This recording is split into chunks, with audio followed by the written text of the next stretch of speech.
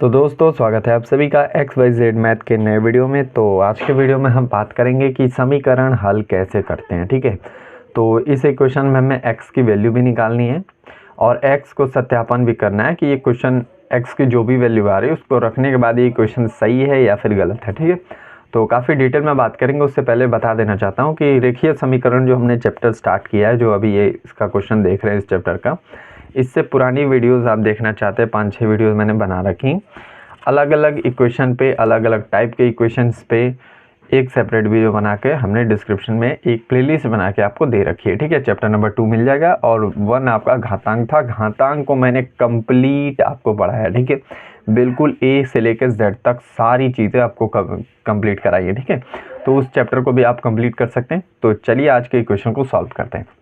सबसे पहला काम हमारा होता है, जैसे हमें समीकरण हल करने को बोलता है, हमें x की वैल्यू निकालनी होती है। ठीक है, और x की वैल्यू निकालने का नियम ये कहता है कि अगर कोई गुणा भाग है तो सबसे पहले उसको सॉल्व करो। ठीक है, चलो पहले सॉल्व भी कर लेते हैं, फिर आगे बताता रहता हूँ। ठीक है, ये देखिए, ब्रैकेट के बाहर अगर कोई संख्या है और ठीक है, ब्रैकेट और संख्या के बीच में कोई निशान नहीं है, तो उसका मतलब क्या होता है? गुणा होता है। ठीक है, यानी कि 2 का मैं एक बार इसमें गुणा करूँगा, फिर एक बार इसमें गुणा करूँगा। ठीक है, तो x का जब 2 का जब 2x में करोगे तो ये 2x हो जाएगा। 2x क्यों होगा? क्योंकि ये x जो है और ये x और 2 जो है नॉन वेरिएबल और वेरिएबल का खेल हो जाएगा। ठीक है, मतलब ये दोनों आपस में मिलेंगे नहीं। ठीक है, तो इसलिए हमें इनको एक साथ लिखते हैं।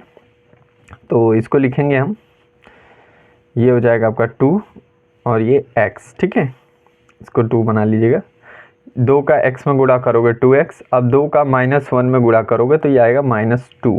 ठीक है, 1 में 2 का गुणा करोगे तो वही संख्या तो आती है, तो 2 हो जाएगा। ठीक है, ये इक्वेशन बनेगा आपका। इतना हो गया।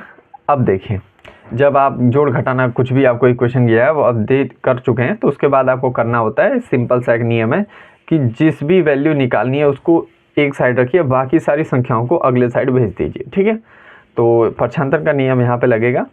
यहाँ पे मैं क्या करूँगा, इस -2 को इधर भेजूँगा। ठीक है, और -x को इधर लेके आऊँगा और एक एक करके करेंगे, एक साथ नहीं करेंगे। ठीक है, तो ये हो जाएगा 2x, बिल्कुल ऐसे ही रखा है, ये इक्वल टू का निशान यहाँ आ गया। अब ये -2 इधर आ जाएगा। ठीक है, तो ये जो संख्याएं थी वो तो बिल्कुल वैसे ही लिख लीजिए। अब देखिए, पक्षांतर का नियम कहता है अगर कोई संख्या इक्वल टू के निशान को पार करती है, ठीक है, तो उसका साइन बदल जाता है। तो ये -2 है, इधर आके क्या हो जाएगा? +2। ठीक है, अब देखिए 10 और 2 कितना होता है? 12। ठीक है, तो अब हम लिखेंगे 2x इक्वल टू -x + 12। ठीक है, अब इस -x को इधर भेज दीजिए क्योंकि हमें x एक साइड करना है। ठीक है, जहाँ जहाँ भी x है तो इधर लेके आऊँगा, तो ये माइनस है तो इधर आके क्या हो जाएगा? प्लस हो जाएगा। ठीक है, तो ये हो जाएगा 2x + 3 इज इक्वल टू 12। ठीक है, ये हो गया। अब यहाँ पे यहाँ पे इधर आके x हो जाएगा ना, यहाँ पे 3 मैंने लिख दिया। ठीक है, ये हो जाएगा। अब 2x और एक और x जुड़ जाएगा तो क्या हो जाएगा? 3x हो जाएगा इज इक्वल टू 12। x की वैल्यू आराम से निकाल सकते हो, 12। अब ये गुणे में तो इधर आके क्या हो जाएगा? भाग में। ठीक है, इसको काटोगे वैल्यू आ जाएगी 4। ठीक है, अब ये आपका आ गया x की वैल्यू 4। ठीक है, x इक्वल टू 4। अब इसको चेक कैसे करेंगे उसको सुनिए। ठीक है, सबसे पहले इस साइड वाले इक्वेशन में या फिर इस साइड वाले इक्वेशन में, ठीक है, आप x की वैल्यू पुट कीजिए और दोनों की वैल्यू मिलाइए कितना आ रहा है। ठीक है, अगर सेम वैल्यू आएगी तो ये आपका सत्यापन होता है कि ये इक्वेशन बिल्कुल सही है, x की वैल्यू। ठीक है, अगर नहीं होता है तो x की वैल्यू नहीं सही है। ठीक है, तो चलिए देखते हैं। सबसे पहले इस इक्वेशन को लेते हैं, ये इक्वेशन हमारा पहले लिख लेते हैं। ठीक है, मान लीजिए केस 1 लिया हमने। ठीक है, केस 1 क्या है आपका? 2x - 1। अब इसमें पुट करूँगा मैं x की वैल्यू, तो 2x की वैल्यू क्या है? 4 आया। ठीक है, x के स्थान पर 4 लिखा, -1। अब इसको सॉल्व करेंगे, ये हो जाएगा। आप इसमें से 4 में से एक जाएगा 3, 2 गुणते 3 क्या होता है? 6। ठीक है, आंसर आया। अब दूसरा केस देखते हैं। दूसरा केस है आपका 10x - x।